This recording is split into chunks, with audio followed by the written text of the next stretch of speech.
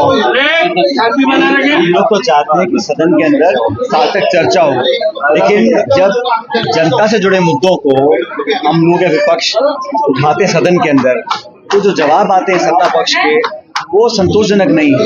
आज पूरे प्रदेश में त्राही त्राही है बिजली पानी की, और उसका संतोषजनक जवाब कोई मंत्री दे नहीं रहा। मुझे लगता है कि माननीय स्पीकर महोदय भी इस बात से संतुष्ट होंगे कि जिस प्रकार के सवाल होते हैं और जिस गहन अध्ययन के बाद सोच समझ के जो जवाब देने चाहिए वो सदन में आते नहीं है।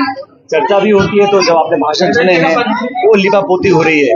और जब डिमांड फॉर ग्रांट्स पर चर्चा हुई थी सब लोगों ने अपनी बात रखी, मुख्यमंत्री ने लंबा भाषण दिया, लेकिन जो प्रदेश में 8 महीने में माहौल बन गया है वहाँ पर हम देख रहे हैं। अभी भी मैं देख रहा था कि जहाँ तक नौकरियों की बात है, सरकार ने बोला कि 4 लाख नौकरी देने के लिए हम संकल्पित हैं। अब संकल्प देने से कुछ नहीं होगा, आपको तो नोटिफिकेशन जारी करना पड़ेगा और बच्चों को, लोगों को नौकरी देनी पड़ेंगी। तो पुरानी सरकार की जो नौकरियां थी उनको अपना बता के कर रहे हैं। खैर, मैं चाहता हूं कि प्रदेश में जो लॉ एंड ऑर्डर है, जो बिजली पानी है, जो उम्मीद लोगों की थी इस सरकार से, उसको पूरा करना चाहिए।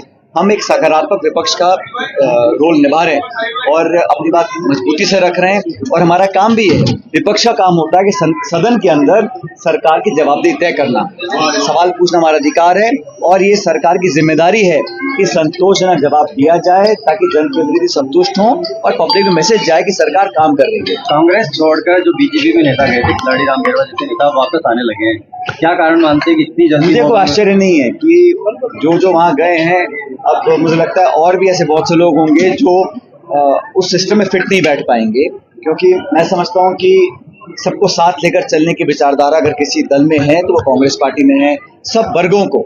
और जैसा राहुल गांधी सदन में बोल रहे हैं कि सब समाज, सब धर्म, सब जाति बिरादरी और सब पृष्ठभूमि के लोग अगर आगे आएंगे, उनकी गिनती होगी, हमें वास्तविकता पता पड़ेगी। और कांग्रेस पार्टी ने भी एक कमिटमेंट किया है, सबसे बड़ा कमिटमेंट तो ये था कि हम सेंसस कराएंगे, दूसरा कि किसानों को एमएसपी के लिए हम कानून बनाएंगे। दोनों बातों को केंद्र की सरकार ने नकार दिया है और इसका उनको खामियाजा उठाना पड़ेगा। तो पब्लिक की डिमांड है कि किसान को आप एमएसपी पे एक कानून बना के उनको सुनिश्चित करें ताकि उचित मूल्य उनको मिले।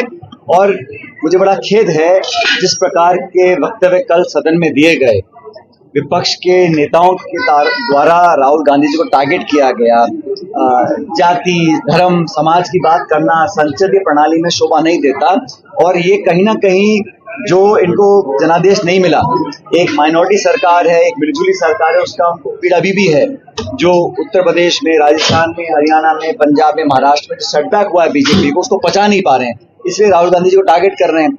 और कल जो अनुराग ठाकुर जी ने बोला, जिस प्रकार के शब्दों का प्रयोग किया सदन के अंदर, और उनका संकेत राहुल गांधी की तरफ था, वो निंदनीय है।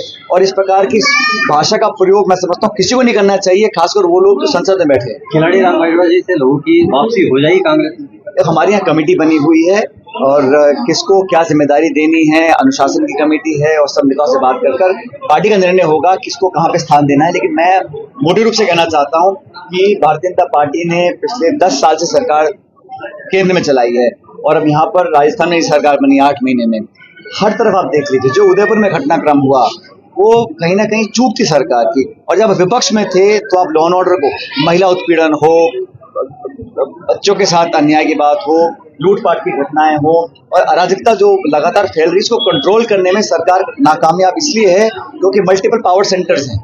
वहाँ पता नहीं कि एक्चुअली में सरकार चला कौन रहा है, सब निर्देश दिल्ली से आते हैं, और कहीं ना कहीं ये अफसरशाही हावी हो रही है सरकार के ऊपर। ऐसे आम जनता की धारणा बन चुकी है। सर, आप अच्छे शब्दों की आप बात करते रहे हमेशा कि राजनीतिक सुचिता बनी रहे, लेकिन शांति धारीवाल के वक्तव्य को लेकर उस प्रकरण का संज्ञान स्पीकर साहब ने लिया, और उस पर जो धारीवाल जी को माफी मांगते उन्होंने माफी मांग ली, और उनको जो रूलिंग देनी थी स्पीकर साहब ने दे दी है।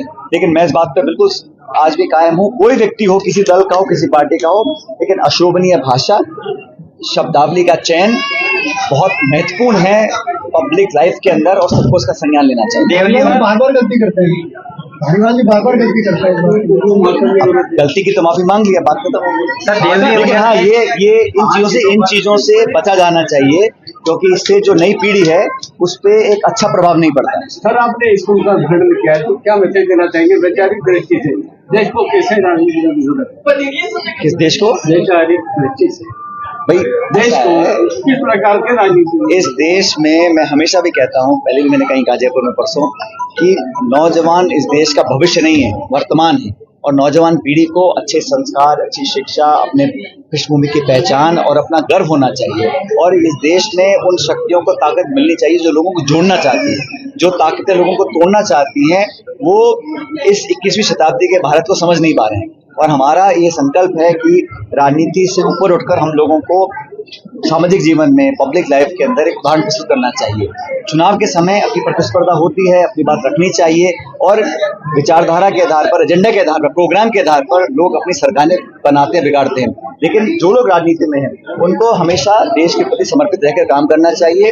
और नौजवान पीढ़ी आज बहुत जागरूक है, उत्साहित है और देश के लिए कुछ करना चाहती है। उनको संसाधन और प्लेटफॉर्म प्रोवाइड करना हम सबकी जिम्मेदारी है। केवली उलिया सहित 5 सीटों पर चुनाव है, उपचुनाव जो होने पांचों की पांचों सीटें कांग्रेस पार्टी जीतने जा रही है, क्योंकि जो परिणाम आए राजस्थान में, बीजेपी को बैकफुट पर हम लोग लेकर आए, हम और हमारे सहयोगी दलों ने ऐसा कर दिखाया और 5 सीटों पर बीजेपी हारेगी, मुझे पूरा विश्वास। आप युवाओं की आवाज उठाते हैं, 5 सीटों पर क्या युवा उम्मीदवार होंगे? जो जीतने वाला होगा उसको टिकट दिया जाएगा, सबसे चर्चा करी जाएगी, किसी एक व्यक्ति की बात नहीं है।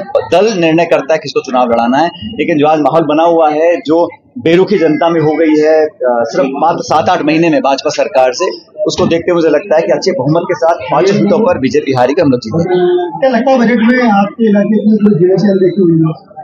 अब ऐसा है, वो तो जो बजट था हम सब सुन रहे थे, लेकिन उसमें विवरण दिए नहीं गए और वो अधिकारियों ने एक तरह से जो टाइप पहले करते थे सरकार के लिए, वही अधिकारी टाइप बजट इस बार कर रहे हैं। घोषणाओं तो बहुत सुन ली हम लोगों ने, धरातल पे क्या उतरेगा? क्या वो पैसा वो खर्च करा पाएंगे, नहीं करा पाएंगे? क्या वो संसाधन लोगों को दिला पाएंगे, दिला पाएंगे? अभी लंबी लंबी घोषणाएं बजट स्पीच में करी हैं दोनों ने, मुख्यमंत्री जी ने, उप मुख्यमंत्री जी ने, लेकिन धरातल पर उतरने का कोई रूपरेखा नहीं दिखी। और सबसे महत्वपूर्ण बात मैं मानता हूँ, 2 सरकारें हैं, केंद्र की, राज्य की, बजट दोनों के आ गए। किसी भी सरकार ने, केंद्र राज्य ने, महंगाई को कम करने के लिए कोई उपाय ढूंढने की कोशिश भी नहीं करी। इसका खेद मुझे है कि आज आम जन की कमर टूट रही है, जो मध्यम वर्ग है, गरीब तबका है, सीधे पर डाका डाला जा रहा है, उसको रोकने का प्रयास भी सरकार नहीं कर रही है। तो लोग निश्चित रूप से आज बड़े परेशान है, दुखी है। ARCP कोई भूल गया लगता है? ARCP कोई भूल गया? ARCP को तो सिर्फ चुनाव के टाइम उठाया था, केंद्र सरकार ने जिक्र तक नहीं किया। और आज भी जो सदन के अंदर सरकार की तरफ आश्वासन आ रहे हैं, उसमें कोई बजट का केंद्र सरकार का प्रोविजन नहीं है। हमने कहा राष्ट्रीय परियोजना घोषित कर दीजिए, वो बिहार को दे सकते हैं, आंध्र प्रदेश को दे सकते हैं, और हमारा कोई झगड़ा नहीं है बिहार के आंध्र के लोगों से। लेकिन सिर्फ 2 राज्यों को सारा पैसा देकर 1 लाख करोड़ रुपया दिया है 2 राज्यों को। वो राहुल गांधी जी ने कहा ये सरकार बचाओ बजट है, बाकी राज्यों का हित छीन के आप किसी और राज्य को दें, सिर्फ पॉलिटिकल झूठे आश्वासन देने का काम करेंगे, इसको जनता समझ रही है।